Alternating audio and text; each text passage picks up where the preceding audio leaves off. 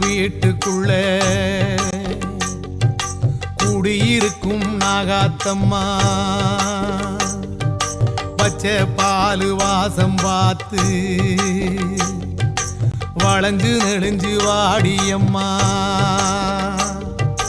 புத்து மண்ணு வீட்டுக்குள்ளே குடியிருக்கும் நாகாத்தம்மா